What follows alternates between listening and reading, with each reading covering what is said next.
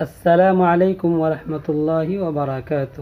تختی نمبر 21 حروف مقطعات، lesson number 21 letters of مقطعات۔ یہاں کوئی قاعدہ نہیں ہے، بس اتنا یاد رکھنا ہے، غنہ، اخفا اور مد کا خیال رکھنا ہے، کیونکہ یہاں حرف ملا کر لکھا گیا ہے، پر پڑھنے میں ہر حرف الگ ہے، اس لیے اس کا جب پورا تلفظ لکھا جائے گا تو سمجھ میں آئے گا کہ کہاں پر غنہ ہے اور کہاں پہ اخفا ہے۔ وہ ایک دو اگزامپل میں دے کر آخر میں سمجھاؤں گا۔ فی الحال آپ اس طرح پڑھے جیسے میں پڑھ رہا ہوں اور دھیان دیتے جائے کہاں پر غنہ ہو رہا ہے، ٹھیک ہے؟ چلیے شروع کرتے ہیں۔ اعوذ باللہ من الشیطان الرجیم، بسم اللہ الرحمن الرحیم۔ الف لام میم، الف لام میم صاد، الف لام را، الف لام میم را، کاف ہا یا عین صاد، طہ طاسیم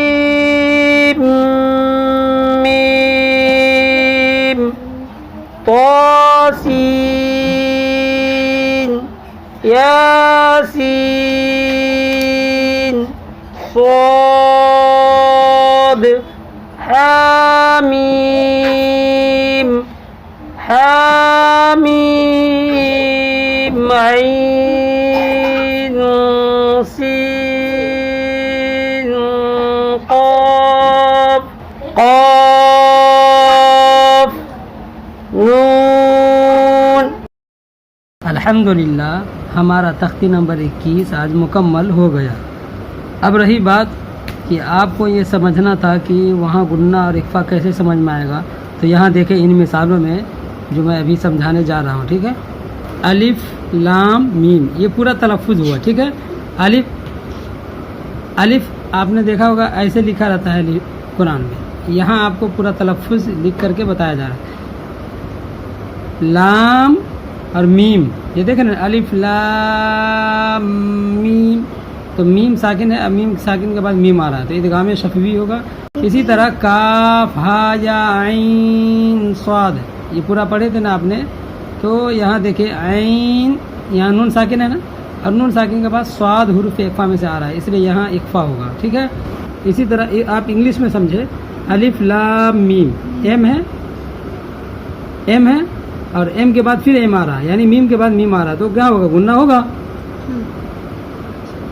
اسی طرح عین صاد، یہ دیکھو نون ہے، این کی جگہ ہے نا، نون کی جگہ پہ این ہے، اور پھر این کے بعد کیا آ رہا ہے؟ ایس آ رہا ہے، یعنی نون ساکن کے بعد ایس آ رہا ہے، یعنی نون ساکن کے بعد صاد آ رہا ہے، تو اس لیے ہم کیا کریں گے؟ اخفا کریں گے۔ تو یہ طریقہ رہا سمجھنے کا، ٹھیک ہے؟ امید کرتا ہوں آپ کو سمجھ میں آیا ہوگا۔ جزاکم اللہ خیرہ، شکریہ، والسلام علیکم ورحمۃ اللہ۔